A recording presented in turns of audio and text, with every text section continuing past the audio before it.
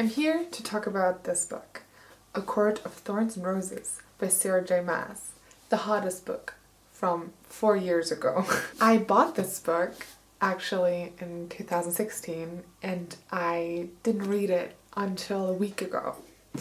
And I have so many thoughts, and I think me talking to a camera is much saner than me just pretending to do a booktube in front of my mirror.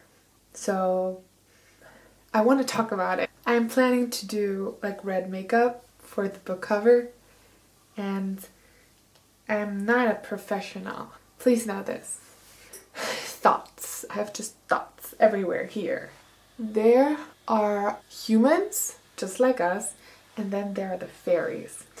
And the fairies are basically humans, but with pointy ears, and they can do magic. So 500 years ago, all the humans and fairies lived together, and the humans were enslaved by the fairies. But then a war broke out, and now the human and the fairy world are separated by this wall. The fairy part is called Prythian, Prynthia, whatever it's called. Our main character is this human girl named Feyre. Feyre's whole thing is that her family is poor and she has to hunt for them to survive, and that her family are a bunch of assholes. Apparently they used to be rich, but now they're not rich anymore. Now they're just sad and lamenting around and being cruel to Feyre, and she's the only one that makes money. So she has two sisters, Nesta and Elaine. Elaine is like the nice one and Nesta is like the asshole. They also have a dad who just sits around doing wood carvings. It's a particularly cruel winter in this world, and Feyre is out to hunt because they're all hungry and starving. While hunting, she sees this deer. She wants to shoot it, but then she also sees this wolf. This wolf that is so big that she thinks it's a fairy, and she hates fairies. But she also thinks it's a wolf, but she also thinks it's a fairy. But she then shoots it with this arrow that can kill fairies. It's quite confusing, actually. She kills the wolf and she kills the deer, and then she takes them home. Shwoop-dee, turns out it is a fairy. And one fine evening, a great beast comes. So he goes to the house and he's like, hey, you can either die or you can come with me to Prythian and live out the rest of your life with me there. And you can't ever go back. And Feyre agrees. She goes with him, and it turns out this beast is actually this handsome shapeshifter fairy dude named Tamlin. And he has been cursed to wear a mask. We will find out later why. You will notice that Feyre is not the most observant person, and she doesn't really ask questions, which annoys me greatly. She goes with him to his house. Turns out he's a High Lord. There are like 7 High Lords in Prythian, and they basically rule the country. He is part of the Spring Court, and at the Spring Court there aren't many people or fae. There are just him, his best friend Lucien, and servants. The only important one is Alice, who is her maid, I guess. It's also not only Tamlin that has to wear a mask, but his entire court. So at first, Feyre is really mad. She doesn't want to be there. She wants to go home. Her family's stupid. They can't take care of themselves. But then Tamlin convinces her that he took care of them. You know, we will notice Tamlin is very nice. And you're like, why is Tamlin so nice? You killed his friend. Well, she never asks that question. Feyre just never wants to know anything. Still sort of wanting to go home, she traps this old fairy creature called the Suriel and asks about the treaty and how she wants to go home. But then the Suriel just says some vague shit about a curse, and then she gets attacked and dips. So Tamlin explains that there's the Blight. The Blight is some curse on the land, and all the powers of the High Lords, including his own, are greatly weakened by it. And it also apparently sends like bad fae, demon fae, to his court, and he has to kill them. Months pass, she doesn't ask questions, and she and Tamlin become friends. We learn a few things about her. She likes to paint, she can't read, which is my favorite thing about her. I love that she can't read. By the way, I'm sorry for the lighting. The weather is not great. They have like a few cute moments, her and Tamlin, and the story picks up in pace again when there's this party called the Cullen Mai, at which Tamlin has to fuck someone so that the earth is fruitful. Feyre's not supposed to be at the party, but she goes anyway because she doesn't listen to anybody. And there she meets another guy. His name is Rhysander, or Rhysander, who knows. Anyway, Rhysander saves her from getting sexually assaulted. What a king. No, her and Tamlin flirt. Tamlin bites her neck. You know, it's all very sensual. Then another party called Solstice happens. And finally, Tamlin and her kiss. They are now in love. And I think they have sex then, but I'm not too sure when they have sex. They have it twice, and I must say, for like a series that is advertised as fairy porn, it's all very underwhelming. Her, Lucian, and Tamlin are sort of playing house until Rhysander shows up. He comes in like unannounced, and Tamlin and Lucian get all panicky and try to hide Feyre. However, Rhysander discovers Feyre, and Tamlin and Lucian get all scared and like beg him not to tell this woman named Amarantha, because apparently Rhysander is her whore. He's her lover. Before Rhysander leaves, and he doesn't make any promises of not telling Amarantha, he asks for Feyre's name, who gives him the name Claire, which is some girl from her village. After this experience, I don't remember recalling that she asks much about Amarantha. Why? She just never seems to want to know anything, and I'm too nosy for this. Spooked by the whole thing, that Rhysander knows she's there, they decide to send Feyre back to her family. So they send her back. Before that, she and Tamlin have sex once again, and this time they don't cut away. And then Tamlin tells Feyre that he loves her, and she doesn't say it back.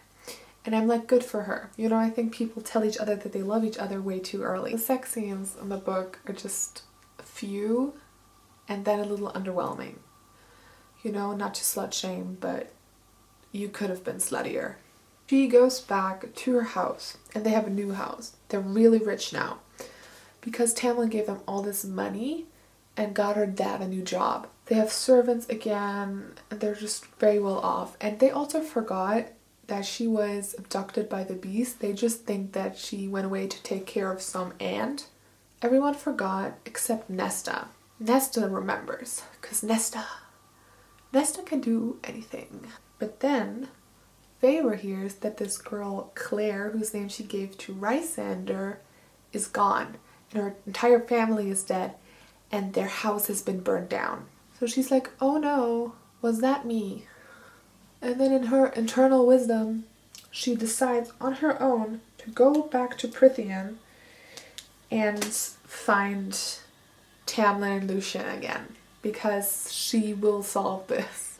Because she can do anything she wants. Girl power. Because she's like, thinks they're in danger, and Feyre is a girl boss. She doesn't take no for an answer. She returns to the manor. It's trashed, and coincidentally, there is Alice. So finally, Alice spills in a page-long explanation what really happened and why stuff is so weird. So 50 years ago, this woman named Amarantha came to Prythian. She is originally from an island named Hybern. And Hybern used to be on the fairy side of the war. There used to be some fairies that fought alongside humans for their freedom, but she was in the team that was like pro-slavery basically. She was the right-hand woman of the king of Hybern. She hates humans because her sister got killed by the general for the human side named Jurian. This is some backstory bullshit that I wouldn't normally tell you, but I have to for the next book. Turns out there is actually no blight. The blight doesn't exist. The blight was just Amarantha. Amarantha put the curse on the spring court because there was this masquerade ball or whatever with all the high lords in attendance, and she tricked them into drinking something and took their powers and basically enslaved them, and now she's sort of the queen of Prythian. She lives somewhere called Under the Mountain, which is in the middle of Prythian. And of course she is madly in love with Tamlin, because aren't they all? So 50 years ago-ish, Tamlin rejected her. She was mad. And so she put this oddly specific curse on him. Okay, I wrote it down because if I don't, I will never get this. If a human girl kills a fae from the spring court with hate for fae in her heart, on purpose and unprovoked, and then decides to go stay with Tamlin and then falls in love with him, he will be free. But only if she specifically says, I love you. And this needs to happen in the next 50 years. And guess what? The time ran out. Amarantha took him. Tamlin, as punishment, has to now be her lover? Her slave? Who knows? Fair, in another brilliant tactical move, decides to go rescue Tamlin from a mountain full of fairies. Because she has love in her heart. And she wants to tell him that she loves him. Because she does love him, she just didn't say it. She is not 5 minutes on her way to save Tamlin when she immediately gets trapped by this thing called the Atter. I'm not going to explain this thing further. Just know it is the right hand of Amarantha. So she gets immediately trapped and put in front of Amarantha. And Tamlin is by her side, saying nothing, being silent, trying not to give her any ammunition. Feyre tells Amarantha that she loves Tamlin and that they belong together and to please give him back. Oh, and Claire's dead body is there. Poor Claire. But it's even poorer for her that her name is written without an I. Weirdly enough, instead of just killing her immediately, the queen decides to give her Tamlin back if she solves 3 quests or tasks. This will not only free Tamlin, but also free him from his mask and end the curse in general. I sort of get this idea, It is insinuated that Amarantha is an evil person and sadist, and she likes to torture people. So I understand why she gave her the quests, also because we later on learned that even if she solves the quest, Amarantha never had any intentions of letting Tamlin go.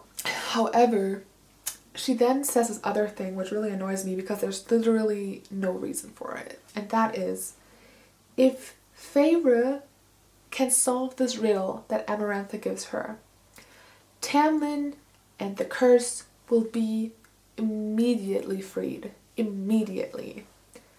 And there's no reason for her to give her that riddle. No reason.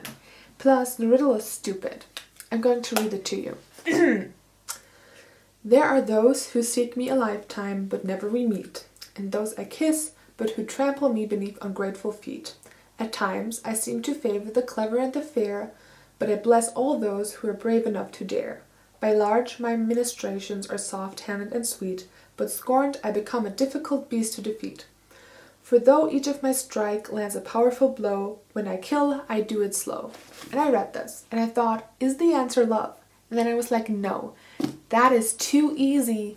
It can't be love. Well, it is love. So you want to tell me that Feyre sat for months in her prison cell, waiting for the tasks, having nothing to do but ponder the answer for this riddle, and she never thought once, hey, Maybe love, because isn't love the answer to everything? So the first task comes along and it's like a maze with a worm in it and she has to kill the worm, and she does. However, while doing this task, she gets badly injured. So she thinks she's gonna die. And guess who strolls into her cell? Rhysander. He's there too. Look at him, all sexy and dark. He's the brunette one, by the way. Tamlin is blonde. You can guess by that on how the relationship progression is gonna go. So Rhysander offers her a bargain and says that if you come and spend 1 week a month with me for the rest of your life, then I will heal you. And she agrees, of course, but not before a little like enemies to lovers banter. She agrees, she gets healed, and a tattoo appears on her arm that now marks their sort of bargain, their bond. The second task comes around and it's a quiz, and if she fails she will get smushed by stones. It's really unimportant because Feyre can read and she can read her questions, but through the tattoo that Rhysander gives her, he helps her solve the riddle. Between the second and the third task, Rhysander takes her out of her cell repeatedly and sort of parades her around at court parties. And she wears nothing but underwear. And he gives her drugs so that she's loose and doesn't remember anything and dances on him all sexy. But it's cool, because, you know, he's dark and brooding. So we forgive him for sexual assault. On the last day before the third task, she and Tamlin sneak a little kiss. And Rhysander gets mad-ish and then kisses her. But only because the queen came in. Who knows what's going on there. Her and Rhysander have a little heart-to-heart in her cell, where Rhysander not only sort of states his interest in her, but also that he hates Amarantha, and what he really hopes is going to happen is that when Feyre solves the third task and Tamlin gets freed, that Tamlin will be so mad that he kills Amarantha, and then everyone, including all the High Lords that are trapped under the mountain, get free. He also says that the lingerie and the dancing are just to make Tamlin more mad, so that he wants to kill Amarantha, which makes no sense. He would be mad already, but wouldn't that just maybe lead to him killing Rhysander? It's already previously stated that the two of them hate each other. You know, Rhysander is also a High Lord, apparently. He's High Lord of the Night Court. So the last task comes around and is Feyre having to kill 3 innocent fairies. And she does, well, being very tortured inside. And the last fairy, surprise, is Tamlin. And in the heat of that moment, Feyre, for some reason, figures out that many characters have previously hinted at the fact that Tamlin has a heart of stone. And she deduces that has to do with the curse, and that if she stabs him, he can't really die. And so she does that, and he survives. You know, she can figure that out, but she can't figure the riddle out. It's so stupid. I really thought the riddle would be something hard. I pondered over it for a good 5 minutes. You know, is the answer roses? No, it's love. So she completes the third task, and it's like, hey, free me now, bitch. So we expect her to be freed now, but she doesn't, because Amarantha never said when she would free Tamlin. So he is not freed. And then Amarantha murders Feyre. She's dead now. Okay, but while Amarantha is crushing her ribcage, in sort of the last second, suddenly in her galaxy brain, the answer to the riddle comes to her. And she says, the answer is love, while dying, which is so dramatic. God, stop making your death about yourself. However, she's dead, but she's sort of in the room, but she's dead. The curse gets lifted.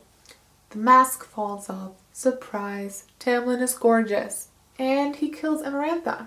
Amarantha is dead, Feyre is dead, and Tamlin is really sad. However, out of gratitude for freeing them from Amarantha. All the 7 High Lords go to Feyre's lifeless body and put some magic on it. They voodoo that shit.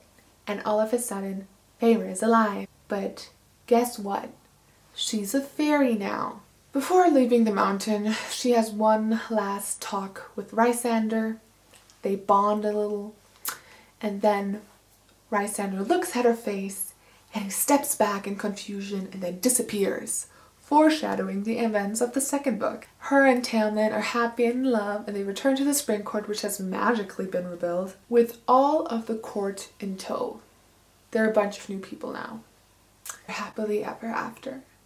Until the second book, because there are 3 parts. I'm confused on how many parts there are, because I have 4 parts here, but the last one is super thin. So I assume it's like a companion book or a one-shot book. I'm too afraid to read the back because I don't want to get spoilered. So I bought this book back in 2016. And I would say between the ages of 11 and 17, I read quite a lot of these books. However, with 17, for some reason, I all of a sudden decided that I was now an adult. And adults don't read frivolous fantasy YA dystopias. So then I started to read only contemporaries or classics, and it made me absolutely miserable. I hated it. I hate books for adults. I hate most classics. The Catcher in the Rye is just honestly an awful book. It took me 3 weeks to read 200 pages, and I read the entirety of A Court of Thorns and Roses, which is about 500 pages, within 1.5 days. If a man tells you that he relates to Holden Caulfield from The Catcher in the Rye, run. A Court of Thorns and Roses was better than The Catcher in the Rye. It was more entertaining, it was exciting, and wasn't mind-numbingly boring and without plot. It reminded me that sometimes books don't need to change you. They are just TV in your head. They're just entertainment sometimes. And so sometimes all you want to do is just read some fairy porn. Life is short, read fairy porn. So I'm rating the book 5 out of 5 stars, just for who I am right now, and then 3 out of 5, like in general. It didn't invent the wheel. So, good things about the book. I liked that Feyre can't read. It's my favorite thing about her. I liked that though there were curses, there were no prophecies. I hate prophecies. Also, I hate different POVs. I don't give a shit about Lucian. I never want to know what he's thinking. This next part might just be a favorite because the standards for female main characters are incredibly low.